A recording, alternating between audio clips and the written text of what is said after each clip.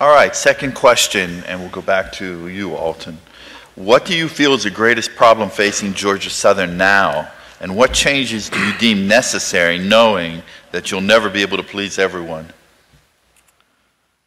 That's a good question. I feel like one of our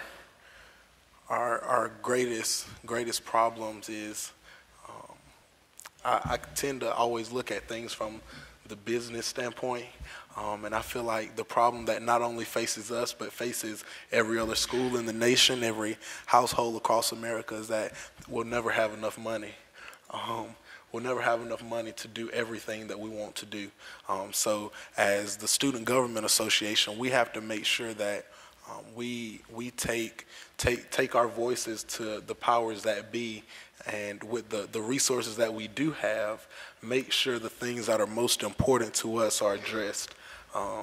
And so as, you know, budget cuts loom and, you know, scares of us losing things that are so precious to us, as we hear about those things, it's very important that we make our voice known on what we, you know, what we hold near and dear to our hearts as Eagles. We have to make sure that the administration understands those things, and we have to take those to them in a way that kind of gets them to see, you know, gets them to see the love for these things that we do. But I feel like, you know, that's simply the way, you know, the way the ball is going to roll here at Georgia Southern. I mean, we'll never have enough money to do everything that we want to do. But with the little that we do have, or the great amount that we do have, we have to kind of make a way to make sure that we still have the Georgia Southern that we enter here with, and the Georgia Southern that all of us know and love.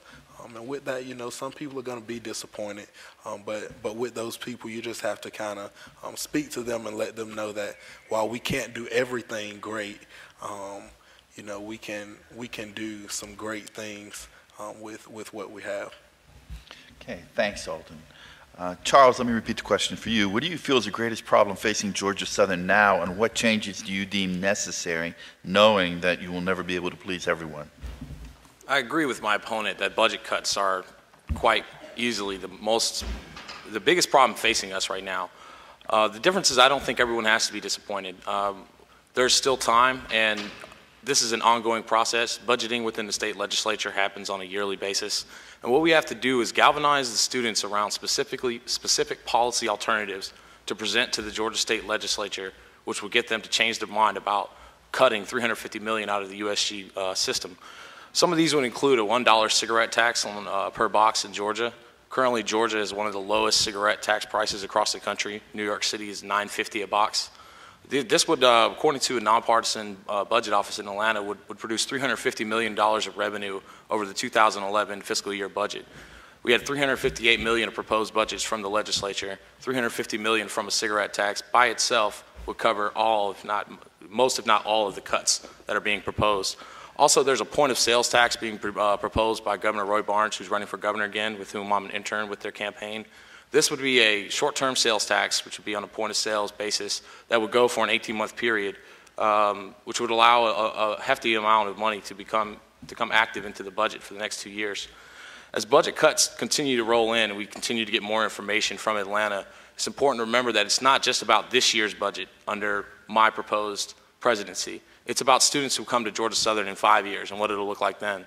If you've ever taken a look at the master plan, which is available on the president's webpage, there's great things planned for Georgia Southern in the next 5 to 10 years, including parking decks, a new student union.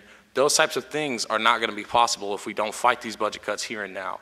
And what I want students to know in 5 or 10 years is they look back upon 2010, 2011, and that these students that were in student government that year were the ones that stood up and fought for them so that their university was better and still there for them to be here in 5 years. Thank you. Thank you.